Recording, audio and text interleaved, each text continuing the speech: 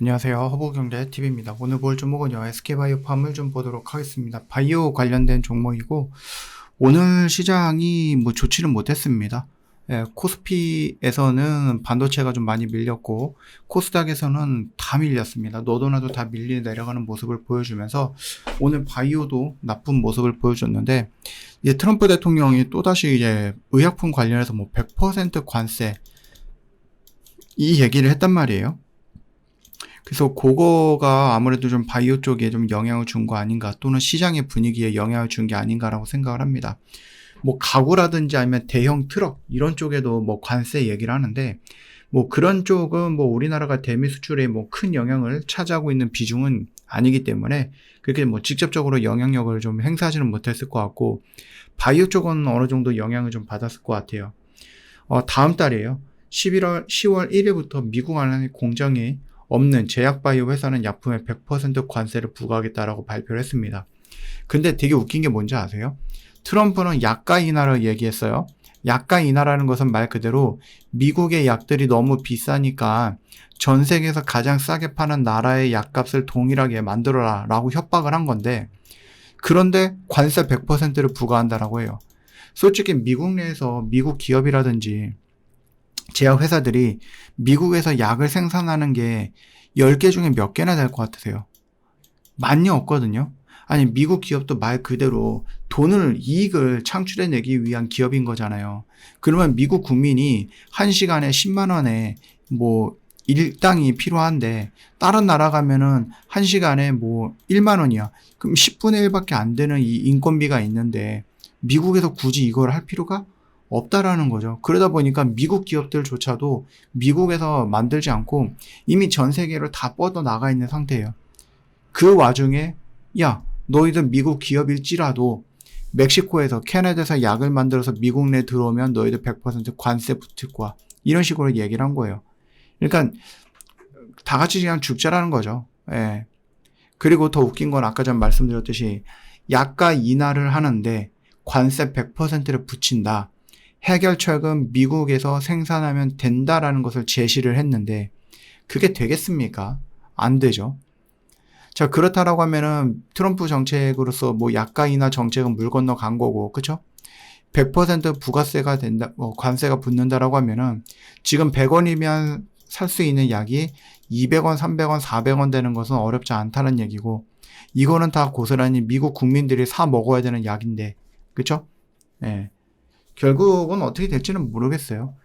과연 미국이 트럼프 4년 동안에 얼마나 망가질지, 아니면 진짜로 중국을 뛰어넘는 독재 국가가 형성이 될지, 공산당이 형성이 될지는 모르겠지만, 어찌되었던 간에 이번 의약품 100% 물론 이거 협박용이겠죠. 나랑 관세 협상을 해야지. 그거 안 하면 너 이렇게 될 거야. 협박용으로서 내가 조금 더 협상을 잘하기 위해서, 협상에 우위에 서기 위해서 얘기하는 부분일 수는 있을 것 같아요. 뭐 1년 정도 유예 기간을 주겠다라고 했는데 갑자기 바로 시행을 했습니다. 작년에 미국에서 약 5조 6천억어치의 의약품을 수출했는데 그중 대부분 이제 바이오 의약품이에요. 즉 미국에 크게 의존하고 있는 것은 사실이다. 물론 이제 미국에 공장을 갖고 있는 회사들도 몇 있습니다. 뭐 셀트리온이라든지 롯데바이오로직스라든지 뭐 SK바이오, 뭐 팜테코라든지 이런 회사들은 안도하는 분위기는 하지만, 아직 공장이 없는 회사들은 열심히 좀 고민을 해야 되겠죠. 계산기 막 두드려 봐야 되겠죠. 우리 SK바이오팜 같은 경우는 세노바메이트는 어디서 만든다? 캐나다에서 만들어요. 그러다 보니까 미국으로 들어가기 위해서 관세를 내야 되는데, 근데 이거를 어느 정도 대비를 했죠. 지금 캐나다 공장에서 만들어서 미국에 팔고 있는 것들이 미국 자체 공장에서만 인정을 하겠다라고 하니 뭐 어쩔 수 없죠. SK바이오팜은 그 부분에 대해서 미리 준비했어요. 어디? 푸에르토리코. 여기 미국령이에요. 그렇기 때문에 뭐 어떻게 보면 미국 공장도 맞겠죠. 예. 미국령에서 생산을 해갖고 지금 주겠다라는 거죠. 그래서 CMO도 이미 계약을 확보해놨습니다. 미국 땅이니까 관세 걱정은 줄어들 거야 라는 생각들을 좀 볼 수 있고, 아니면은 야 더럽고 치사하다, 우리 SK팜테코라는 회사가 미국에 있잖아. 미국에 생산시설이 있으니까 아싸리 SK바이오팜의 세노바메이트 미국 이 팜테코에서 만들어버리자. 이렇게 할 수도 있는 거고, 그렇죠?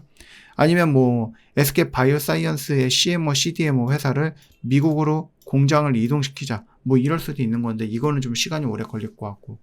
그렇다라고 하면은 이 SK 같은 그룹에 있는 SK 팜테코라는 바이오 회사, SK 바이오팜이라는 바이오 회사가 있는데 여기서는 일단은 원료를 가지고 캐나다 공장에서 만들어서 미국에 주는 이런 형태의 구조였다라고 하면은 차라리 이 공장을 조금 더 증축을 하든지 아니면 이 공장의 뭐 설비를 일부 바꿔서 세르모메이트만 만들든지 그리고 캐나다에서 만드는 것들은 그대로 뭐 하면 되죠? 그냥 뭐 유럽이나 아시아 쪽에 팔면 되고 이런 식으로도 뭐 대응을 할 수 있지 않을까라고 생각을 하는 거죠. 그래서 이 의약품 관세 이슈가 나왔을 때 미국에 공장이 있고 그리고 미국에 생산 시설이 있는 회사와 그렇지 않은 회사는 구분해서 좀 선별해 놔야 된다.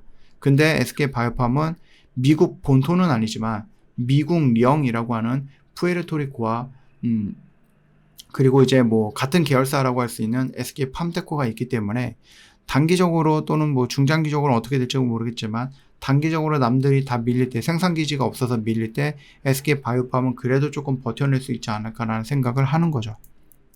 다만 이 업황이 이런 거죠. 내가 이 도시에 왔어. 이 바이오라는 도시에 와가지고 내가 이 집을 하나 세웠어요. 그 삐까뻔쩍하게 세우고 완전 신축 건물이기 때문에 이거 괜찮아. 집값이 막 올라가고 있었는데 이 바이오 시티, 그러니까 바이오라는 도시에 뭔가 이제 안 좋은 게 생겼어요. 여기 막 불이 나고 여기 막 태풍이 와갖고 뭐 홍수 나고 이러다 보니까 건물들이 조금씩 썩어가고 있어. 그러다 보면은 여러분들 생각을 해보세요. 뭐 인천의 어떤 동네에 좀 새로운 건축이 있고 강남 한복판에 좀 오래된 건축이 있는데 여러분들은 어떤 걸 사겠습니까? 당연히 이거 사겠죠. 왜냐면 이게 더 가치가 있으니까. 내가 진짜로 이 강남에 아니고 인천이라는 이 바이오에 내가 좋은 것 같아서 왔는데 그래서 건물을 지어놨는데 알고 보니까는 이 바이오라는 동네가 그렇게 좋은 동네는 아니야. 왜 좋지 않냐라고 했을 때 트럼프가 관세 가지고 협박을 하고 있어. 이렇게 여러분들 이해하시면 좀 편하지 않을까라는 생각을 하셔도 될 것 같아요. 그러다 보니 바이오 업황이 전반적으로 좋지 못한 모습을 보여줬기 때문에 SK 바이오팜은 어떠한 그 관세에 대한 어떤 준비가 있다라고 해도 같이 조정을 받은 거다라고 생각하시면 될 것 같고요. 지금 이 정도 구간이다라고 하면 내가 한번 좀 도전해볼 만한 영역이야 라고 말씀을 드렸던 거 기억을 하실지 모르겠는데 뭐 지금 이렇게 좀 떨어지는 거 관련해서 너무 겁먹지 마시고 내가 SK 바이오팜이 없어 하시는 분들은 한 번 정도는 좀 도전해볼 수 있지 않을까 이런 생각을 하고 있습니다. 관세 100%가 붙으면은 도대체 얼마나 이 약값이 올라갈까? 이런 생각 여러분들 해보지 않았습니까? 일단은 관세 100%가 붙으면은 말 그대로 한 2배 정도 늘어나지 않을까 뭐 이런 생각을 할 수도 있는데 뭐 여러 가지 것들이 조금 있을 겁니다. 기본적으로 뭐 이거에서 출발해갖고 막 이런 것들을 거쳐야 될 거 아니에요. 그리고 나서 최종적으로 이제 소비자한테 들어가야 되는 부분일 건데 과연 여기에서 들어가갖고 이 구간에서부터 관세 100%를 붙어서 미국으로 가고 미국에서 이제 유통이라든지 뭐 여러 가지 또 과정을 거칠 거 아니에요. 그러면은 어떻게 됩니까? 당연히 소비자한테 들어가는 금액은 더 커질 수 있는 거죠. 일단은 출고가가 달라도 인상률이 거의 뭐 동일할 수는 있죠. 왜냐하면 이제 100%라고 일단은 좀 잡아놨기 때문에 물론 이제 어떻게 될지는 모르겠습니다만 한 2배 이상은 될 거라고 좀 봐요. 네, 단순하게 그렇게 2배 정도라고 하는 건 아니고 중간중간 이제 스스로 이제 뭐 유통업체들이겠죠. 소매상, 도매상 뭐 이런 쪽도 있겠고 그들도 이익을 남겨야 될 거 아니에요.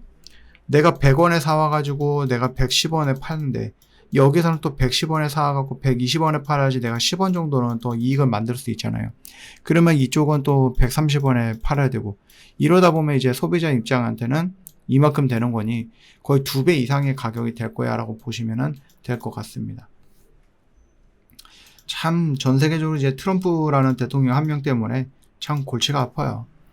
저 허브경제TV는 오늘도 이런 결과물도 만들어냈고요. 어려웠던 시장인데도 불구하고 저희는 이번 주에 또 열심히 매매해가지고 저희 하이파이브가 보여주고 있는 이런 결과물들이 마무리가 되었다. 이렇게 보시면 될 것 같습니다.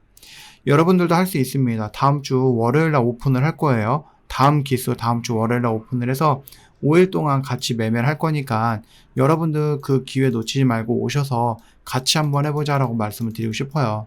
네, 1년을 해야 돼, 6개월 해야 돼 이런 거 아니고 일주일만 하셔도 되거든요. 일주일 단위로 진행이 되는 거기 때문에 부담감은 없을 거고 여러분들 진입 장벽도 굉장히 낮을 거라고 생각을 합니다.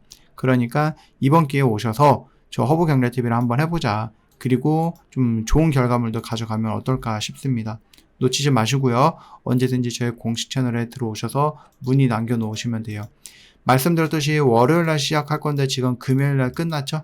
시간이 이제 얼마 없어요. 미리미리 여러분들 오셔야 됩니다. 아시겠죠? 오늘 하루도 고생 많으셨습니다.